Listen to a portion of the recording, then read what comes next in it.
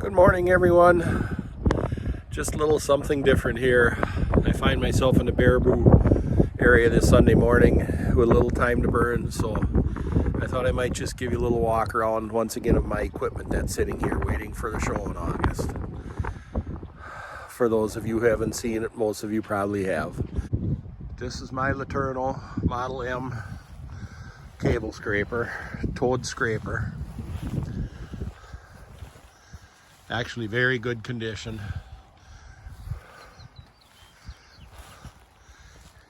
You can see it came with the tires on it. There's no way I would have ever bought tires like that and put on it.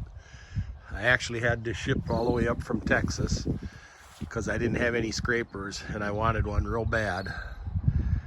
It's like a lot of things, probably invested more than I should have, but it's still fun to have. If you can't enjoy life, what's it worth?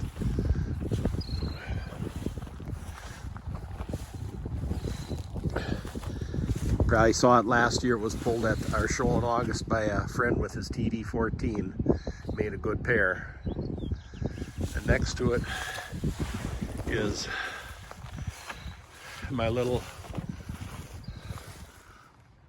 LaPlante Schott scraper. And that's Corps of Engineers U.S. Army airborne equipment scraper. This is one that they would have carried in a C-47, which many of you would know as a DC-3, the military version. Last year, another friend pulled this with a D4, which is plenty big for it. Just a while ago, a case tractor that would have been perfect, a military case tractor, would have been perfect for it, went on Marketplace, and I just missed it. That would have made a great pair up with this, but I didn't get it. Someone beat me to it. But anyway, that's the little LaPlante Schott toad airborne scraper. I don't know if it says how many yard. Let's see. Capacity. 2-yard capacity. So let's go on to the next item here. This I know I've never run for you yet. This year I really should get it running again. It's probably, time goes so fast, it could be 4 or 5 years since I last started. It's a Buddha straight 8 diesel power unit. If I remember correctly, it's 1,175 cubic inches. This was a power unit on a big Pioneer crusher I ran back in 1975 for the summer.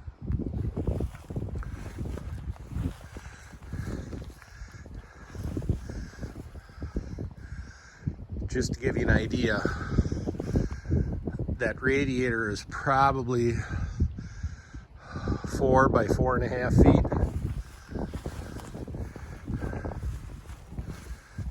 Or about 3.5 by 4.5 feet. It's always just a beautifully running engine. Like I say, I think I'll have to start it up this year for you guys. And over here, you've all seen my Russell crushing plant operate. Or probably most of you have.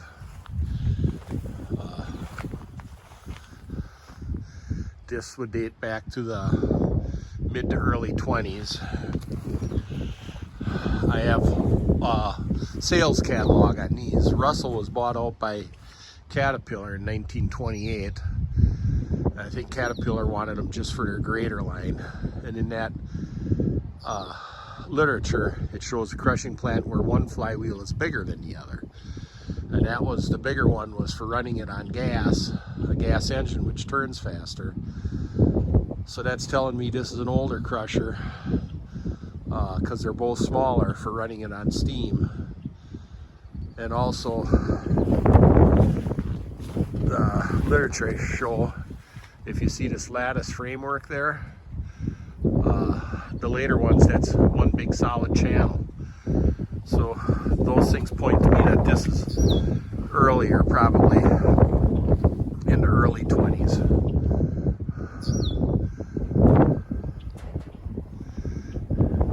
See, there's a clutch here, which doesn't over-center. If I ever get around to fixing it, who knows. But what that's for is this hopper. If you were loading trucks under the conveyor, you'd disengage this clutch and the gravel would gather in the hopper while you switch trucks, and then you'd start it up and go back to loading trucks. But I just have it permanently engaged, you see, with the come along, because it doesn't snap over center how it should. I know that puts wear on the bearing there, but the little bit I run it and I keep it greased, it'll outlast me, I'm sure. Anyway, we'll see that running in this year.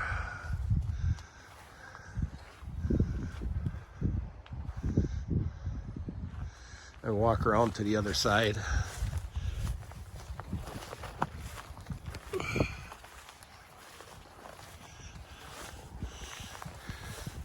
See, it has the bucket conveyor for taking the stone back up to the top to drop it back on the screen again. I'm gonna climb up on top at once. You can see the hopper at the other end. I dropped the stone in there.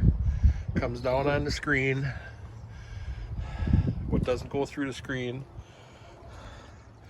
drops through the crusher to get crushed, and then there's a little shaker pan under the crusher.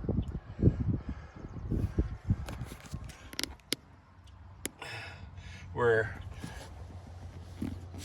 the crushed material comes out into the bucket conveyor, back up the bucket conveyor, down the chute and back onto the screen, and hopefully the smaller stuff goes through the screen, and still what's too big comes across the screen, recycles through the crusher again until it's small enough to go through. The one issue I have right now a little bit is the crusher isn't adjusted tight enough, and it's barely crushing it small enough to go through the screen. So it takes a while to feed through. And the crusher jaws should be able to be adjusted, you know, they're worn so much, should be able to be adjusted to crush it smaller. I'll show you where that adjustment is. Here's the adjustment. This is the backside, the movable crusher jaw. And there's adjustment here that would turn these screws, and those screws are attached to a wedge that moves up and down that holds the toggle plate to the bottom of the crusher plate, movable crusher plate. But I think it's been a lot of years since these have been turned. I don't know if I'll ever attempt to try and get those to turn or not. It'd be nice if I could get them tightened up. Who knows, maybe with a lot of heat on these and on the pivots here, a person would maybe get them to eventually turn. You can see whoever turned them the last time, they weren't just using a little adjuster knob here. They had big vise or pipe wrench, obviously, on the shaft by all the jaw marks from a pipe wrench, and which stands to reason it looks like there's some type of a pinch bolt on this threaded rod. So once you get it adjusted, it pinches it to keep it adjusted. So who knows, maybe I'll work on trying. It'd work a lot better if I got it adjusted a little tighter. Maybe I'll try that this year if I get time, just for the heck of it. Because I say right now it just recycles and recycles and recycles a lot before it finally gets the stuff small enough to go through the screen. Well, let's go on, see what else we got here. I just thought I'd show you one more thing on the crusher. You see this eccentric on the shaft with the connecting rods to the shaker deck. That's what makes the shaker deck back and forth.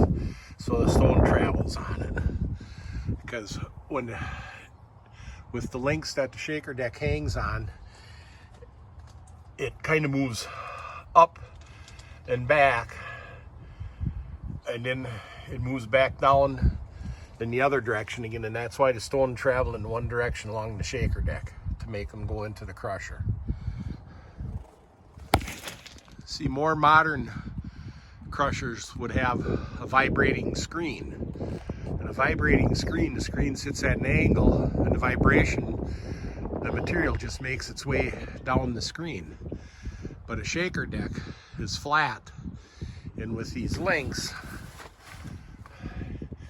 now here I'm going to say with these links are straight down, and then and right now the deck is far to the left as it'll go, so when that eccentric pulls the deck to the right, it kind of goes up and to the right, and then when it reverses, it comes back down to the left, so that way it kind of throws the stone and material in one direction, so it travels left to right across this shaker deck.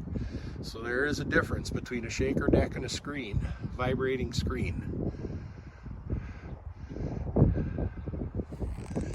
And it does just what it says, it shakes. I mean, this machine, between a jaw crusher going and shaker deck, if you run it a little too fast on the RPM, it'll really start to shake. It's got kind of a happy speed you want to hit, where it works good in moving the material, but it doesn't shake too bad. And of course, here's my 1930 Model 400 P&H. It's rated a 3/4 yard machine, but 3/4 yard, I don't know what size the clam bucket is, but basically 3/4 yard machines at that time, if they'd be a drag line, they'd all have at least a yard bucket. You know, they would generally have a yard bucket on them. They'd handle it no problem. And I'm sure this would if it were a drag line. A friend made these steps for me last year to help an older guy get up into it.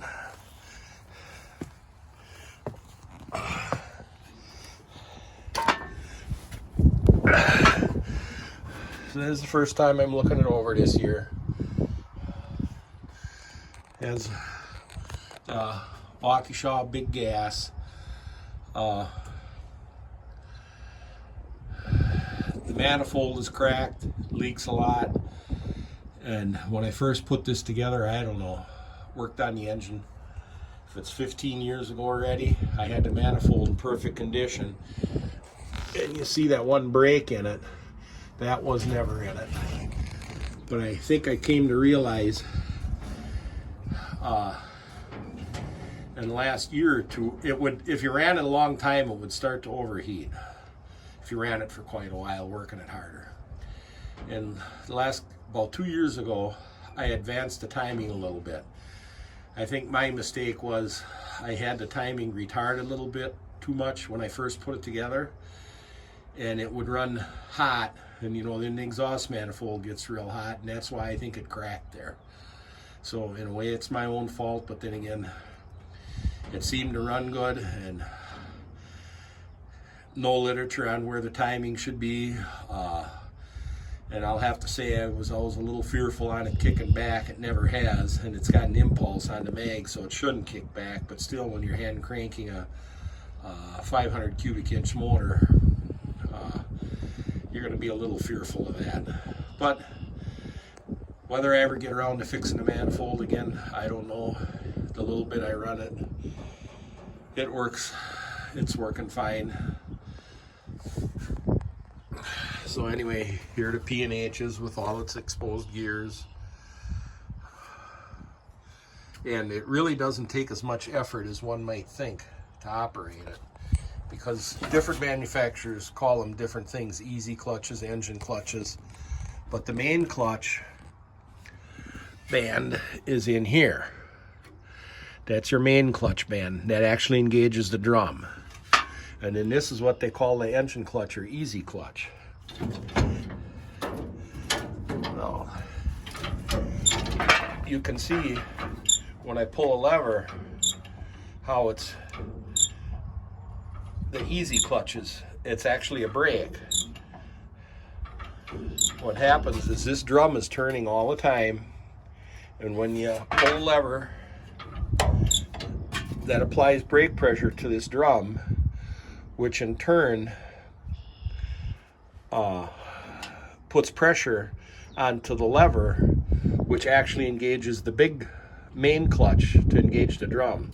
So it actually takes really hardly any pull at all on the levers in order to operate it. So I mean, if everything is lubed and functioning well, it looks like a lot of work running the machine, but it really, and it is work, but it really doesn't take a lot of effort on hand levers as far as how many pounds of pull on them to make it operate. And that's just on the hoist and drag, or the hoist and closing line, depending if it's a drag line or a clamshell. The swing brakes, the swing clutches are back here.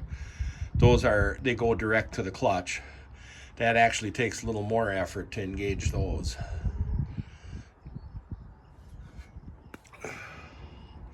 I wonder if there's any gas in it. Oh, sounds bone dry. It is. Nothing in the sediment bowl.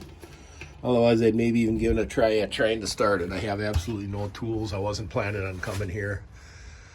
So we'll just let it rest until I get back here to try the first start of the year.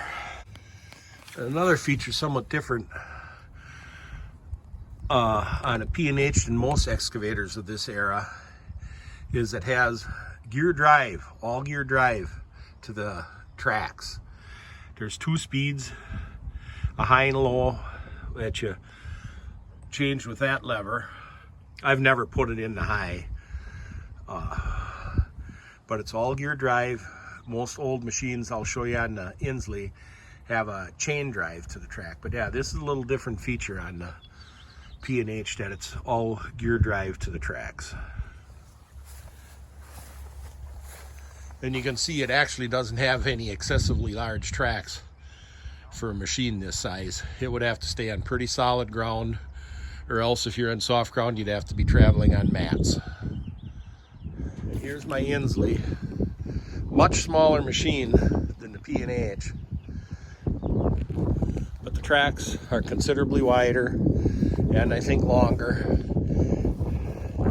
This would travel on some fairly soft ground. And see, this has a chain drive to the tracks, which is much more common. And of course, you've seen it, or many of you have seen it. This has a D311 cat diesel in it. Would be the engine that would be in a D2 of the era. Very nice running engine. I think it's in very good condition. It fires right up generally. Doesn't have to crank a lot to get it going. And this also has, whether you want to call them easy clutches or engine clutches, and whatever name each manufacturer use for applying the clutches on the main drums.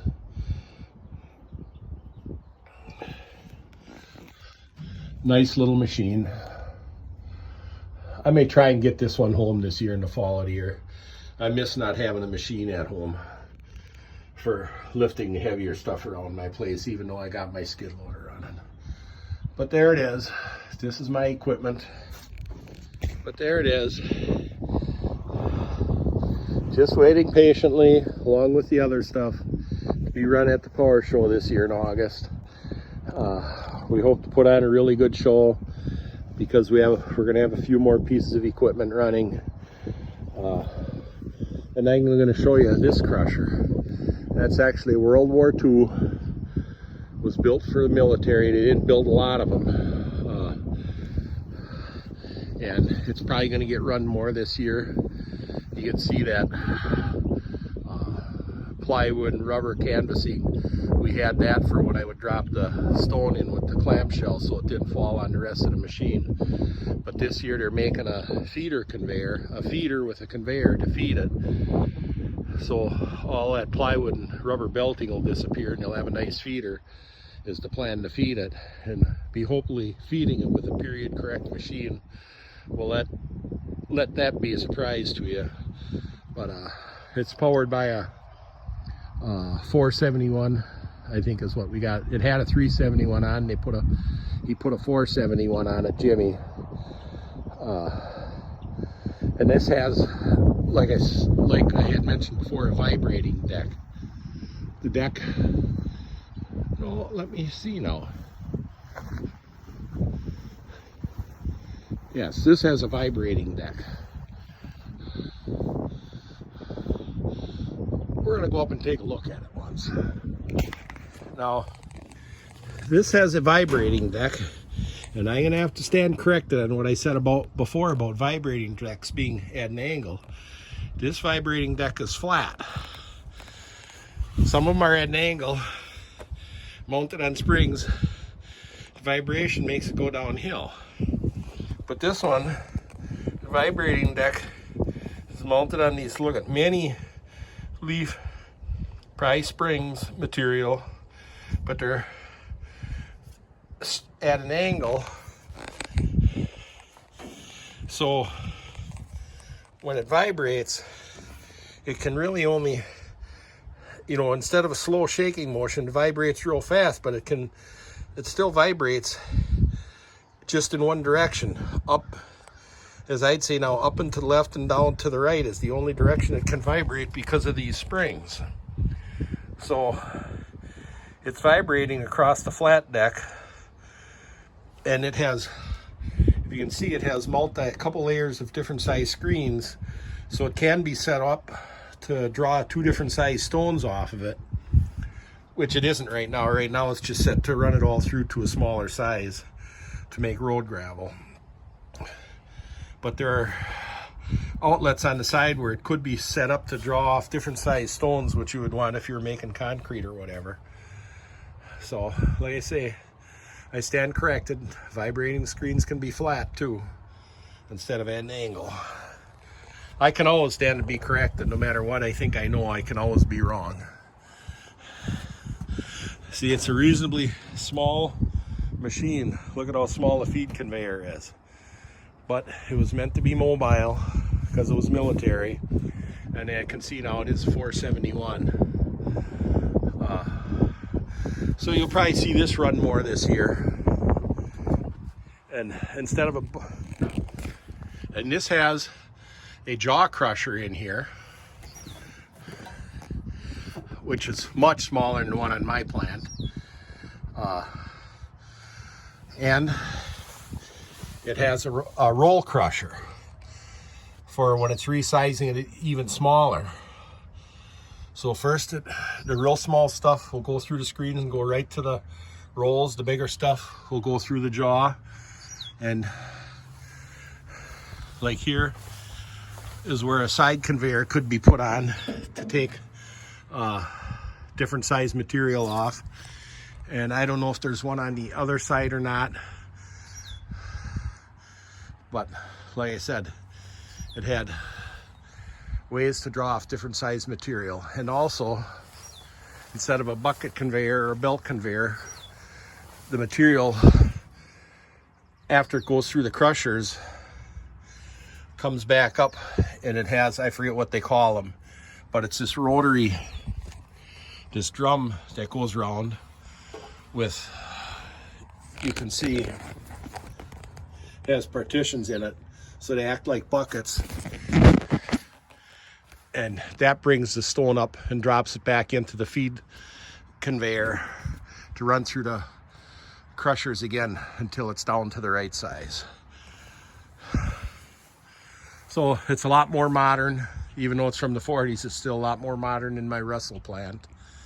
And like I say, this is military, and you will see this run, I'm certain, quite a lot more this year at the show. So that's about it for my walk around and my equipment up here. I say I had a little time to